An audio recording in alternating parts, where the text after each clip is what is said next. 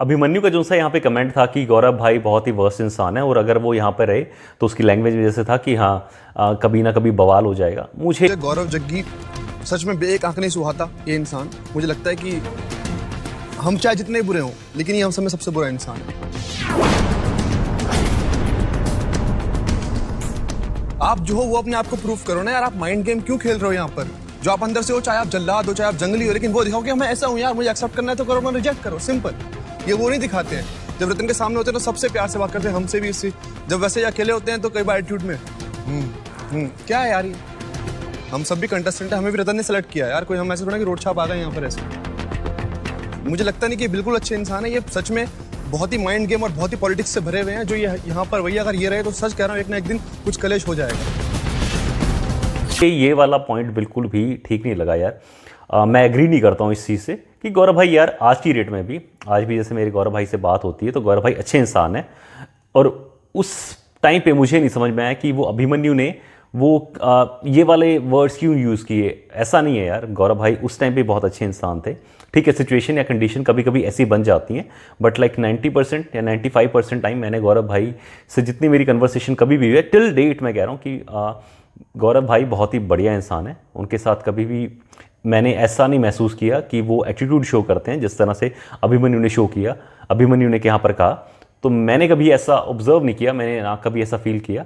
तो गौरव भाई मुझे आज तक भी मुझे बहुत ही अच्छे इंसान लगे और मुझे कभी इस तरह की उनमें कोई प्रॉब्लम नहीं लगी। उसके बाद राम कपूर जी ने कहा कि अब सभी लड़कों को किसी एक लड़के को नॉमिनेट करना है जो रतन के लायक नहीं है, जो रतन से शादी करने के लायक है। एक सवाल जो मैं सबसे पूछता हूं, आपको वन आफ्टर द अदर वो नाम नॉमिनेट करना है जो आपके हिसाब से रतन के लिए बिल्कुल लायक नहीं है। तो सभी लड़कों ने अपने अपने अकॉर्डिंगली नाम लिए, जैसे कि मैंने टी सुरेश जी का नाम लिया, रीज़न मैं पहले ही जैसे बता चुका था।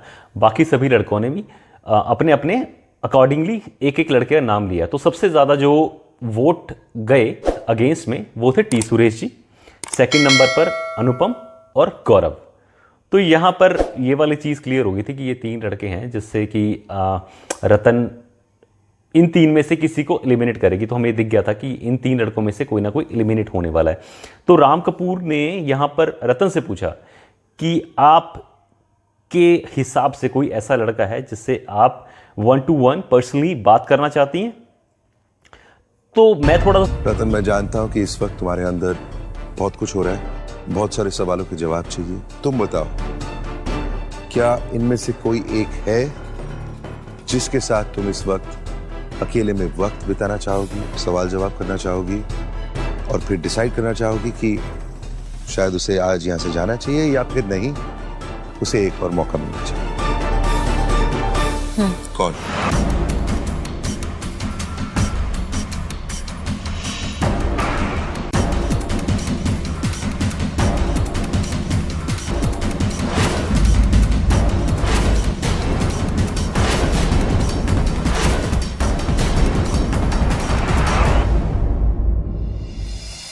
अनुपम। सरप्राइज था यहाँ पे कि रतन ने, जैसे हम सभी लड़कों ने जो वोट किया सुरेश जी के अगेंस्ट, तो मुझे लगा था कि रतन जी सुरेश जी से ही वहाँ पर बात करेंगी, उनसे पूछने के लिए कि हाँ सच्चाई क्या है और उनका अपना ओपिनियन क्या है इस चीज़ के बारे में। बट मैं सरप्राइज था कि रतन ने यहाँ पे फिर से अनुपम को चूज़ किया, क्योंकि अभी तक जितने हम लड़के थे सबसे ज़्यादा अगर बात करने का टाइम मिला था किसी लड़के को तो वो अनुपम था। कि चोपर राइड के टाइम पे भी रतन और अनुपम को बहुत टाइम मिला था। उसके बाद जब वो ट्रैवल करके वहाँ से गए थे दूसरी जगह पर डेट के लिए, तो वहाँ पे भी उसको बहुत टाइम मिला था। तो मुझे लगता था कि सारी चीज़ें ऑलमोस्ट लाइक सभी चीज़ें यहाँ पर क्लियर हो चुकी होंगी, बट फिर से रतन ने चूज़ किया अनुपम को। मुझे नहीं पता कि यहाँ पे रतन के माइंड में उस टाइम पे क्या चल रहा होगा, और हम सब भी सरप्राइज थे, जैसे कि टी सुरेश जी ने भी यहाँ पर बोला। तो हम सभी थोड़े सरप्राइज थे कि यार अनुपम को क्यों चूज़ किया है।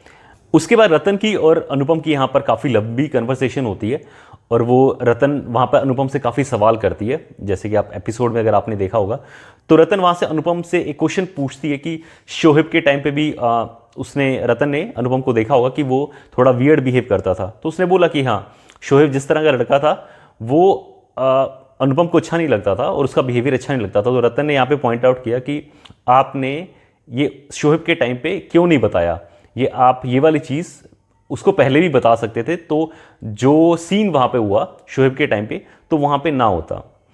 तो मैं यहाँ पे इस चीज़ से थोड़ा सा डिसएग्री करता हूँ कि यार हम लोगों के लिए ना थोड़ा सा मुश्किल हो जाता था कि हमारी जो सी डायरेक्ट कन्वर्सेशन थी रतन के साथ वो नहीं हो पाती थी। Like in between the show he possible होता था कि हम रतन से बात कर लें, उसके बाद शो के बाद बहुत रेयर चांस होता था कि हम रतन को कुछ जाके कम्युनिकेट कर सकें।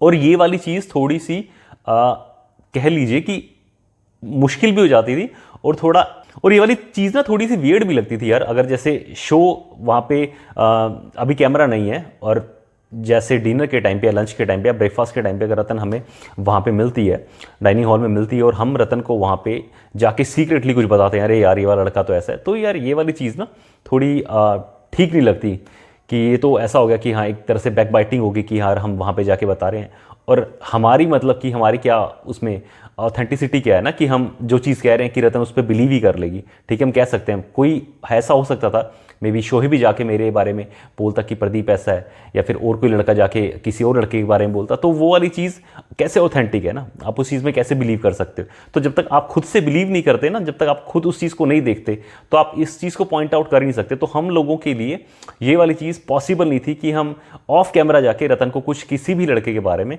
बता सकते। तो रतन की यहाँ पे कन्वर्सेशन हो जाती है अनुपम के साथ और आई थिंक रतन उसके जितने भी जवाब थे उससे सेटिस्फाई हो जाती है।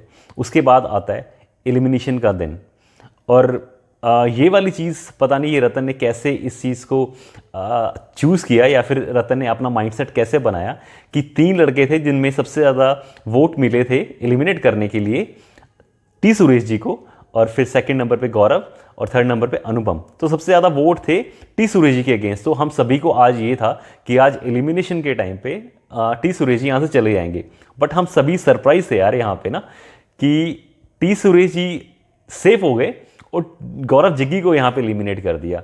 तो हम सब यहाँ पे सरप्राइज थे कि यार ये कैसे हो गया। अब पता नहीं रतन के माइंड में ये वाली चीज़ शायद मुझे लगता है कि ये वाली चीज़ बार बार जो पॉइंट आउट हो रही थी ना कि अगर किसी और का भी स्वयंवर होता तो भी मैं आता, तो ये वाली चीज़ रतन के माइंड में शायद बार बार स्ट्राइक की होगी जो गौरव भाई ने वहाँ पे राम कपूर जी के सामने भी बोली।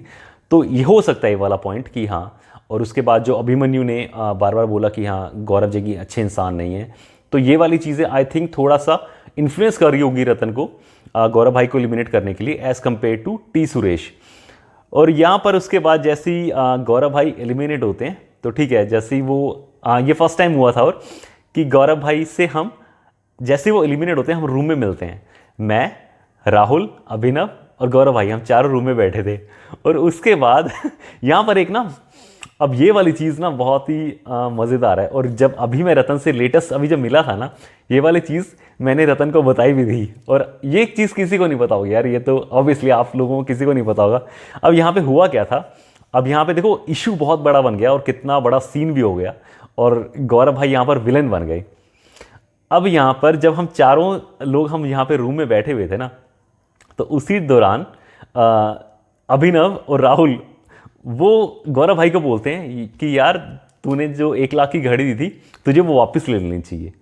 अब गौरव भाई ना वैसे तो यार देखो हम सब में बड़े और बहुत ही मैच्योर इंसान है और बिजनेसमैन है, तो उनकी समझ भी हम लोगों से in term of money and other things वो ज़्यादा ही होगी। बट यहाँ पर मुझे नहीं समझ में आया कि गौरव भाई के माइंड में ऐसा क्या आया, क्या उन्होंने सोचा और क्या उन्होंने ये वाली बात एग्री कर गए राहुल और अभिनव की बात से। तो राहुल और अभिनव ने उस गौरव भाई को बोला कि आप अपनी घड़ी वापस ले लो और गौरव भाई इसी से एग्री कर गए।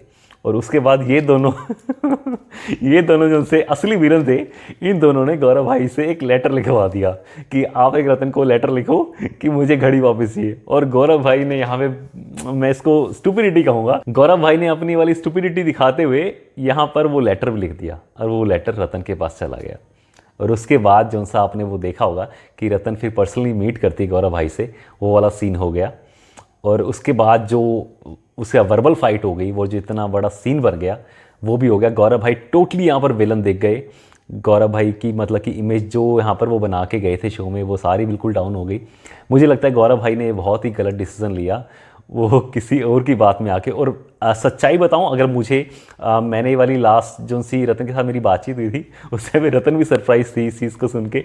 और नेक्स्ट डे मेरी राहुल से भी जब बात हुई, राहुल को बताया, राहुल भी हंस रहा था, क्योंकि ये वाला जो सा सीन था ना, ये वाली जो कन्वर्सेशन थी, ये जस्ट मजाक था, हमें नहीं था, मतलब कि मुझे तो इस चीज़ का आइडिया ही नहीं था, राहुल को और अभिनव को भी नहीं था कि ये वाली चीज़ जो एक वो मजाक में कह रहे हैं इतनी सीरियस हो जाएगी, और इतनी सीरियस होते होते इस चीज़ का बड़ा इशू बन जाएगा और कैमरा पे गौरव भाई इतने बुरे बन जाएंगे। तो ये चीज़ इतनी बड़ी नहीं थी, बट ये इतना बड़ा इसका सीन बन गया और गौरव भाई बन गई बिल्कुल विलन। और उसके बाद जो कन्वर्सेशन हुई यहाँ पर, अरे बस उसके बाद तो फिर वो जैसे कहते हैं ना कि पटाखों की लड़ी में आग लग गई। और उसके बाद इधर से वर्बल फाइट, उधर से वर्बल फाइट जो सी स्टार्ट हुई, और बस उसके बाद गौरव भाई की इमेज बिल्कुल ही एकदम यहाँ पर शो में डाउन हो गई। और जितने आप लोग कमेंट करते हैं ना गौरव भाई के बारे में, हाँ वो ऑब्वियसली यार, जो भी इस वीडियो को देखेगा ना, जो भी इस एपिसोड को देखा, उसको यही लगेगा कि हाँ गौरव भाई ने बहुत गलत किया था। बट फिर भी मैं कहूँगा कि हाँ, कि गौरव भाई एक अच्छे इंसान हैं और हमेशा से थे। और ये वाली जो चीज़ें हुई, ये एक उनकी बेवकूफ़ी थी। तो राहुल ने, अभिनव ने ये सिर्फ एक मजाक की सेंस में किया था, बट लेकिन कि मजाक बहुत ही एक ख़राब चीज़ बन के सामने आया, और जो गौरव भाई के लिए बिल्कुल अच्छा साबित नहीं हुआ। और गौरव भाई यहाँ से इस बैड कन्वर्सेशन के बाद और एक बैड इमेज लेके यहाँ से गए, और गौरव भाई सभी की नज़रों में एक विलन बन गए। नेक्स्ट एपिसोड होने वाला है जिसमें रक्षंदा खान और रागिनी खन्ना की एंट्री होती है, और वो जो हमारी फ़नी कन्वर्सेशन होती है, और इस एपिसोड के बारे में हम डिस्कस करेंगे नेक्स्ट एपिसोड में, नेक्स्ट व्लॉग में। तब तक के लिए आप अपना ख्याल रखिए, खुश रहिए, जय हिंद।